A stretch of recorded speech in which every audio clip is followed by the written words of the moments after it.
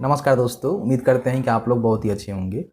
देखिए, आप सभी भली-भाँति अवगत हैं कि जो भी लड़कियाँ स्नातक जो है बिहार के किसी भी विश्वविद्यालय से पास करती हैं, उनको जो है मुख्यमंत्री कन्या उत्थान योजना के अंतर्गत 50,000 रुपए की जो सहायता राशि है, वो दी जाती है।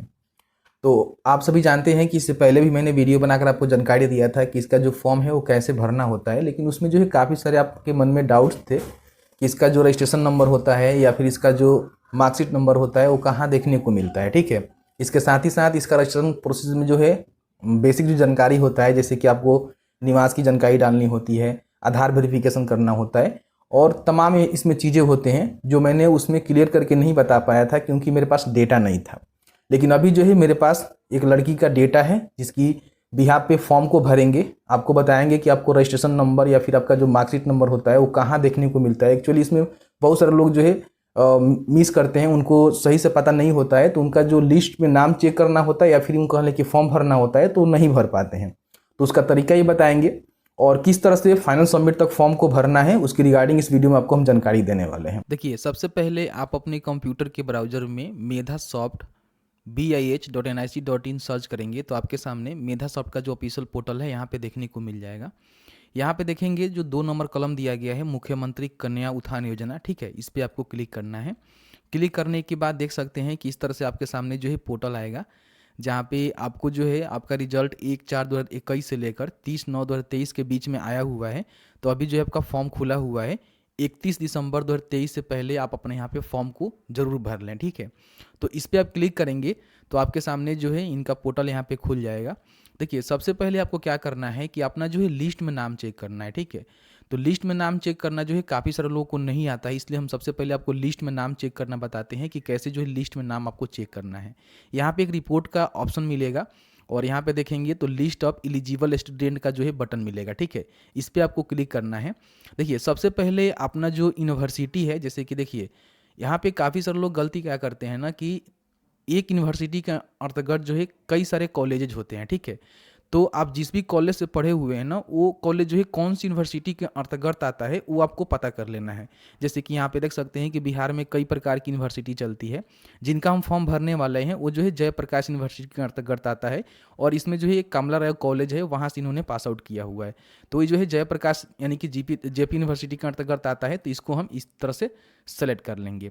अब यहाँ पे देखिए आपको जो है रजिस्ट्रेशन नंबर डालना है। रजिस्ट्रेशन नंबर कहाँ मिलेगा, इसको लेकर जो है काफ़ी सारे लोगों को पता नहीं होता है कि आखिर रजिस्ट्रेशन नंबर हम कहाँ से डालें, ठीक है।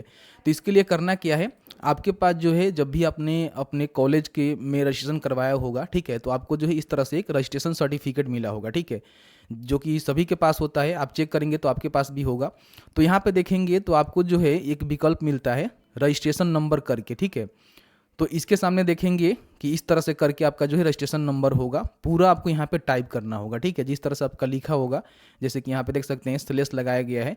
तो इस तरह से जो भी चीज़ें इसमें लिखे गए हैं ना, उसको आपको टाइप करनी होगी। लास्ट में मैंने ब्लर कर रखा है सिक्योरिटी पर्पज़ से। तो इस तरह से आपका जो है रजिस्ट्रेशन नंबर होता है। तो इस रजिस्ट्रेशन नंबर को आपको क्या करना है कि यहाँ पे फिल कर देना है। उसके बाद यहाँ पे फाइनल ईयर या फिर सेमेस्टर मार्कशीट नंबर आपको देना होगा। मार्कशीट नंबर कहाँ मिलेगा, इसको भी लेकर काफ़ी सारे लोग के मन में कन्फ्यूजन रहता है। तो हम आपको बताते हैं कि अगर आपने जेपी से पढ़ा हुआ है तो जेपी का जो मार्कशीट होता है वो नंबर कहाँ होता है। अलग अलग यूनिवर्सिटी का हम बात नहीं कर सकते क्योंकि अलग अलग यूनिवर्सिटी का आप देखेंगे ना तो उसमें डायरेक्ट जो है मार्कशीट नंबर लिखा रहता है, लेकिन जेपी यूनिवर्सिटी पर नहीं लिखा रहता है। काफ़ी सारे लोग जो है कन्फ्यूज हो जाते हैं, ठीक है। तो आप देख लीजिएगा अपने मार्कशीट नंबर को, जो भी आपको फाइनल मार्कशीट मिला हुआ है या फिर जो आपका सेमेस्टर मार्कशीट है उस पर आपका मार्कशीट नंबर दिया हो गया होगा, ठीक। तो यहाँ पे देख सकते हैं कि मेरे पास जो है जेपी यूनिवर्सिटी का मार्कशीट है, ठीक है। तो यहाँ पे एक ओरिजिनल करके जो है देख सकते हैं कि ऑप्शन दिया गया है, इसके नीचे जो है इसका मार्कशीट नंबर लिखा गया है, जो कि टोटल आपको टाइप नहीं करना है, ठीक है।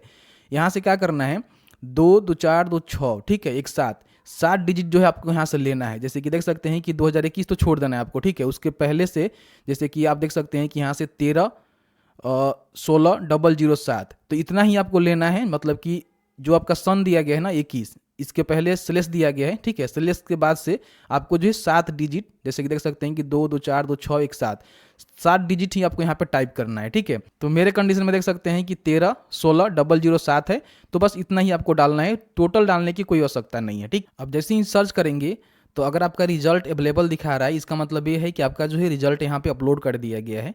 अगर यहाँ पे नोट रिकॉर्ड फाउंड दिखा रहा है, इसका मतलब ये है कि आपका जो रिजल्ट है ना यहाँ पे अपलोड नहीं किया गया है, या फिर आपने रजिस्ट्रेशन नंबर और मार्कशीट नंबर में कुछ ना कुछ गड़बड़ी करा हुआ है। ठीक है, आप देख सकते हैं कि हमने जो है मार्कशीट नंबर किस तरह से डाला हुआ है, केवल जो है 7 डिजिट ही हमने यहाँ पे डाला हुआ है। मैंने आपको बताया कि पीछे से सन छोड़ के और 7 डिजिट ही आपको यहाँ पे डालना है। ठीक है, इस तरह से आपका जो रिजल्ट है अवेलेबल हो जाएगा। इसका मतलब ये है कि आपका जो है लिस्ट में नाम है, आप फॉर्म को भर सकते हैं। ठीक है, नहीं आता है तो उस कंडीशन में आप अपने कॉलेज या फिर यूनिवर्सिटी से संपर्क करके एक आवेदन लिखेंगे तो आपका जो डेटा है इस पोर्टल पे अपलोड कर दिया जाएगा। उसके बाद आप फॉर्म को भर पाएंगे। अब यहाँ पे एक लिंक मिलता है जिस पे क्लिक करने के लिए बोला जाएगा कि क्लिक करके फॉर्म को भर सकते हैं। क्लिक करेंगे तो लिंक काम नहीं करेगा। ठीक है, तो इसको छोड़ देना है यहीं पे। अब आपको क्या करना है, फिर से जो है आपको होम पेज पे आना है। ठीक है, होम पेज पे आने के बाद क्या करिएगा, पूरा आपको बैक कर लेना है। यहाँ पे बैक करिएगा तो बहुत अच्छा रहेगा। तो इस तरह से बैक करना है।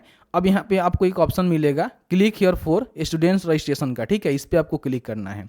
अब जैसे ही क्लिक करेंगे तो यहाँ पे 4 स्टेप में जो है फॉर्म को आपको भरना है। तो यहाँ पे आपको टिक कर लेना है कि आपका जो बैंक अकाउंट है, IFSC कोड है आपके पास है। ठीक है, आधार नंबर भी आपके पास है। और बाकी यहाँ पे जो बैंक अकाउंट है वो ज्वाइंट अकाउंट नहीं होना चाहिए, खुद के नाम से होना चाहिए, जिनके भी नाम से आप फॉर्म भर रहे हैं। उसके बाद कुछ और डिक्लेरेशन यहाँ पे दिया गया है जो आप डिक्लेरेशन देंगे और उसके बाद कंटिन्यू के बटन पर क्लिक करेंगे। ठीक है, अब यहाँ पे देखिए फिर से अपना यूनिवर्सिटी सिलेक्ट करना है, जो भी यूनिवर्सिटी आपका है। उसके बाद सेम वही रजिस्ट्रेशन नंबर, जैसे कि मैंने आपको बताया, आप चाहें तो अपना इनरोल नंबर है तो वो भी डाल सकते हैं। उसके बाद मार्कशीट नंबर जिस तरह से मैंने बताया। उसके बाद यहाँ पे फादर का नेम। ठीक है, फादर का नेम क्या करना है कि आपके जो रजिस्ट्रेशन कार्ड है ना उस पर आपका फादर का नेम और डेट ऑफ बर्थ दिया गया होगा, वहीं से आपको देख कर डालना है। क्योंकि काफ़ी सारे लोग का जो है मिस मैच रहता है, आधार पे कुछ अलग रहता है और वहाँ पे कुछ अलग रहता है। तो आधार से आपको नहीं डालना है, बल्कि आपका जो भी रजिस्ट्रेशन कार्ड है ना, जैसे कि आपको हम दिखाते हैं, इस तरह से आपका जो रजिस्ट्रेशन कार्ड होगा जहाँ पे आपका डेट ऑफ बर्थ और आपका फादर का नेम दिया गया होगा, जिस तरह से लिखा गया है उसी तरह से आपको जो है फादर का नेम और डेट ऑफ बर्थ यहाँ पे कैलेंडर के माध्यम से, जैसे कि सबसे पहले अपना ईयर सेलेक्ट करेंगे कि आप कौन से ईयर के डेट ऑफ बर्थ आपका है, उसके बाद अपना मंथ और उसके बाद डे। ठीक है, इस तरह से आपको डालना है। उसके बाद गेट डिटेल्स के बटन पर क्लिक करना है। यहाँ पे देखेंगे कि कैंडिडेट का जो नेम है यहाँ पे शो कर देगा, यानी कि जिस भी लड़की का फॉर्म भर रहे हैं ना उसका नाम यहाँ पे शो कर देगा। ठीक है, अगर नाम में किसी प्रकार की कोई गलत जानकारी यहाँ पे आ रहा है तो आप अपने यूनिवर्सिटी से जरूर संपर्क कर लें कि नाम सही आ रहा है। तो अब यहाँ पे क्या करना है, आपको प्रोसीड करना है। लेकिन उससे पहले समझिए कि अगर आपका यहाँ पे डेटा फैच नहीं कर रहा है, कुछ प्रॉब्लम बता रहा है, तो हो सकता है कि आपने सही जानकारी नहीं डाला होगा और जानकारी को दोबारा चेक करके डालेंगे।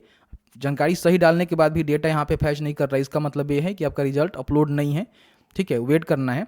कई बार क्या होता है कि लिस्ट में नाम शो भी करता है ना, तो 1-2 दिन के बाद ही आपका जो फॉर्म है वो फिल होता है। ठीक है, 3 बातों को ध्यान रखिएगा। अगर आपका रिजल्ट जो है लिस्ट में शो कर रहा है कि हाँ आपका डेटा अवेलेबल है, लेकिन यहाँ पे फॉर्म फिल नहीं हो रहा है, तो 2 से 3 दिन आप वेट करिएगा, आपका स्टार्ट हो जाएगा यहाँ पे फॉर्म फिल होना। ठीक है, तो यहाँ तक आपको सारी चीज़ें करना है। अब यहाँ पे प्रोसीड के बटन पे आपको क्लिक करना है। इससे पहले अपना जो है एड्रेस यहाँ पे फिल करना है कि आपका डिस्ट्रिक्ट कहाँ है, ब्लॉक कहाँ है। ठीक है, इसका सिलेक्शन कर लेना है।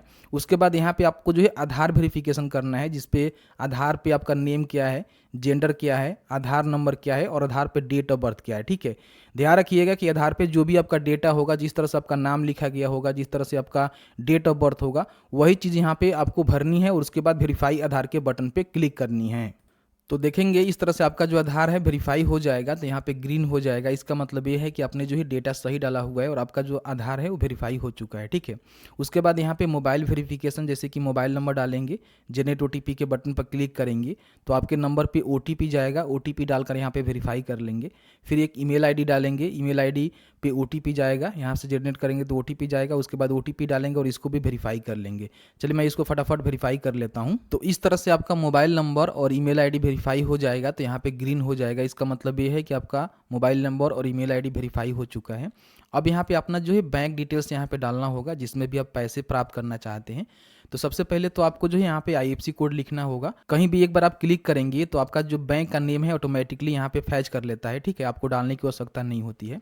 अब यहाँ पे अपना जो अकाउंट नंबर है उसको टाइप करना है और फिर उसी अकाउंट नंबर को कंफर्म में यहाँ पे दोबारा टाइप कर देना है। ठीक है, ध्यान रखेंगे अकाउंट नंबर जो है सही से देना है, किसी प्रकार की आपको गड़बड़ी नहीं करना है, नहीं तो आपको पैसे नहीं मिलेंगे और प्रॉब्लम क्रिएट होगा। उसके बाद यहाँ पे अपना जो रेसिडेंट या फिर डोमिसाइल सर्टिफिकेट, जैसे कि निवास प्रमाण पत्र होता है, जो कि CO लेवल से इशू होना चाहिए। ठीक है, उसकी जानकारी आप यहाँ पे भरेंगे। सबसे पहले तो बताएंगे कि आपका जो निवास प्रमाण पत्र है वो किसके द्वारा इशू किया गया है। तो यहाँ पे आपको एक ही मिलेगा, कि बिहार का होना चाहिए, सीओ लेवल का होना चाहिए, ठीक है। तो इस तरह से आपको सिलेक्ट करना है।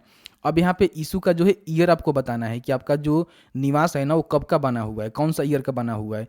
तो रिसेंट का लगाएंगे तो बहुत ही अच्छा रहेगा आपके लिए, 2023 का ही लगाइएगा। और आपका जो निवास है आप देखेंगे तो यहाँ पे ईयर भी आपको देखने को मिलेगा, जो अभी आपको हम दिखाएंगे। उसके बाद यहाँ पे देखेंगे आपको जो है इशू डेट डालना होगा कि आपका जो निवास है ना वो कब का इशू हुआ है, उसका डेट क्या है। जैसे कि सबसे पहले अपना सन बताएंगे, ठीक है, इस तरह से कि 23 का ही है तो 23 ही आप बता देंगे, फिर अपना मंथ बताएंगे और ईयर बताएंगे, इस तरह से इशू डेट बताएंगे।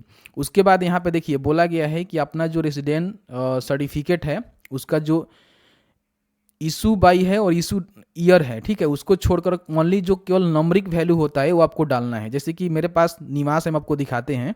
तो जैसे कि आप देख सकते हैं कि मेरे पास निवास है, ठीक है। तो सबसे पहले इशू डेट जो है आप यहाँ पे डाल देंगे, जो भी यहाँ पे डेट दिया गया है आपका इशू डेट हो गया और इशू ईयर आपका ये हो जाएगा, ठीक है।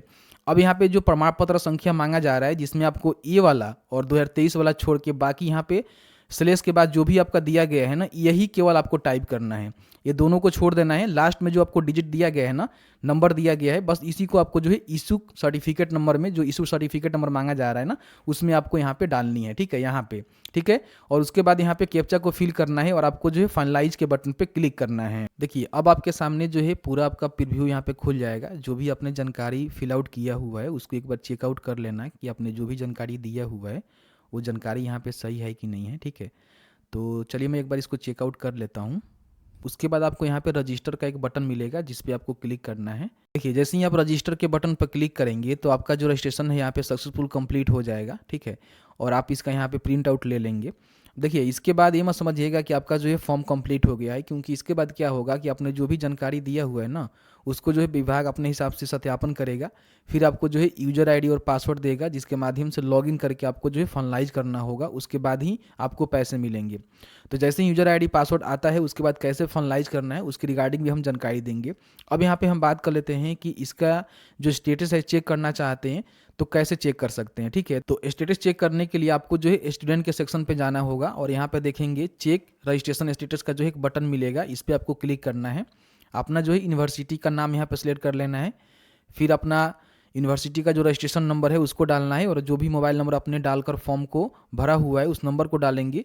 गेट स्टेटस के बटन पर क्लिक करेंगे। देख सकते हैं कि इस तरह से आपका जो स्टेटस है आपको दिखा दिया जाएगा कि स्टूडेंट का नाम क्या है, फादर का नेम क्या है, मोबाइल नंबर क्या है, फिर यहाँ पे बैंक डिटेल्स यहाँ पे देखने को मिल जाएगा। अकाउंट स्टेटस यहाँ पे अभी पेंडिंग है क्योंकि अकाउंट को भी वेरीफाई किया जाएगा, उसके बाद अप्रूवल मिलेगा। फिर आपका यहाँ पे रेसिडेंट सर्टिफिकेट डिटेल्स की भी ऑप्शन आपको यहाँ पे देखने को मिल जाता है कि आपने जो भी रेसिडेंटियल डिटेल्स डाला हुआ है उसका सर्टिफिकेट नंबर वगैरह वगैरह क्या डाला हुआ है आपने। और आपका देख सकते हैं कि रेसिडेंटियल स्टेटस में भी अभी यहाँ पे पेंडिंग दिखा रहा है क्योंकि विभाग के द्वारा इसको वेरीफाई किया जाएगा। और उसके बाद वेरिफिकेशन स्टेटस में देखेंगे कि आपका नेम, आधार, बैंक और रेसिडेंट सब जो है वेरीफाई पेंडिंग है क्योंकि जो है विभाग के द्वारा इसको वेरीफाई किया जाएगा।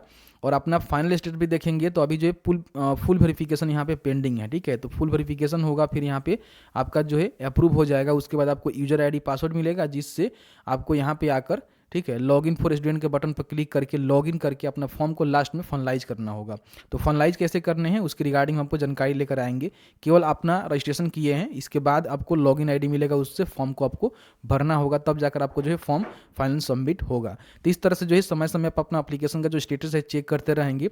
सभी अप्रूव होने के बाद ही आपको यूजर आईडी पासवर्ड यहाँ पे देखने को मिलेगा।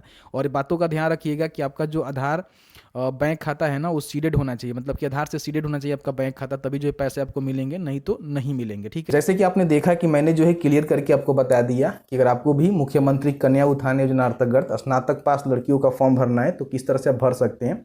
जेपी यूनिवर्सिटी का जो मार्कशीट होता है या फिर रजिस्ट्रेशन कार्ड होता है उस पर रजिस्ट्रेशन नंबर और मार्कशीट नंबर कहाँ से आपको निकालनी होती है मैंने आपको क्लियर करके बता दिया हुआ है, और किस तरह से लिस्ट में नाम चेक करनी होती है और किस तरह से फॉर्म को भरना होता है। ऑलमोस्ट मैंने आपको सारा जानकारी बता दिया है। फॉर्म को भरने के बाद कहीं भी इसको जमा करने की आवश्यकता नहीं है, इन बातों को ध्यान रखेंगे क्योंकि फॉर्म आपका ऑनलाइन मोड में फिल हो जाएगा और ये डेटा जो है विभाग के पास चला जाएगा, ठीक है। इसमें होगा क्या कि जो भी आपका आधार सीडेड अकाउंट होगा जो कि आधार से लिंक होगा उसमें पैसे जो है ट्रांसफर कर दिए जाते हैं जब गवर्नमेंट के पास पैसा होता है। तो इस तरह से मैंने आपको सभी चीज़ों को क्लियर करके बताया हुआ है। साथ ही साथ इसका जो स्टेटस है वो कैसे चेक कर सकते हैं उसकी रिगार्डिंग मैंने आपको इस वीडियो में जानकारी दे ही दिया है। तो समय समय पर अपना जो स्टेटस है वो चेक करते रहेंगे। किसी प्रकार की कोई भी मिस्टेक होगा या फिर गड़बड़ी होगा तो पोर्टल पे जो दिए गए मेल आईडी हैं या फिर नंबर हैं, उनसे आप संपर्क करके अपना सोल्यूशन पा सकते हैं। तो बस आज की इस वीडियो में इतना ही। वीडियो थोड़ा सा भी अच्छा लगा है तो वीडियो को लाइक करिएगा। चलिए मिलते हैं एक नई वीडियो में एक नए टॉपिक के साथ। तब तक के लिए वीडियो देखने के लिए आपका बहुत बहुत धन्यवाद। अब जहाँ भी रहें सुरक्षित रहें, स्वस्थ रहें। बहुत बहुत धन्यवाद।